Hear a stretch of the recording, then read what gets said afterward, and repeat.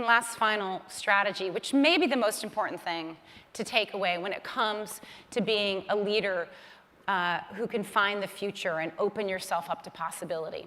And it's simply this: can you ask more questions than you give answers? Why? Why does inquiry beat certainty every single time? Well, questions are a powerful antidote to hubris, which is a great creativity killer. They unleash vulnerability, humility, empathy.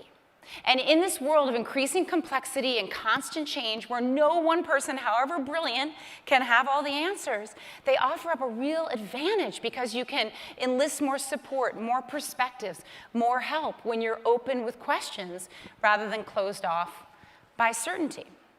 Okay, so how do you lead with questions?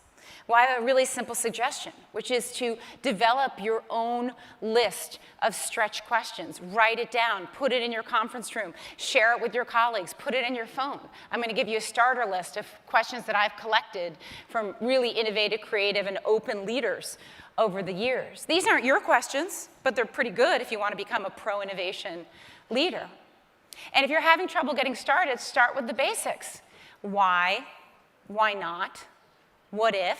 Anyone who spends any amount of time with a young child, as I do, know that those are really easy questions to ask and to keep asking relentlessly. And that's exactly the point, because children are blown open by questions. They're experiencing the world for the first time every single day. They have the ultimate fresh eyes. That's what we need to get back to. But here's the thing. When you're 4, there are no stupid questions. When you're 34 or 54, you're supposed to know stuff, lots of stuff. So practicing that kind of innocence takes courage. But you have to remember that it's the questions that nobody's asked before that yield the innovative ideas that nobody has tried before.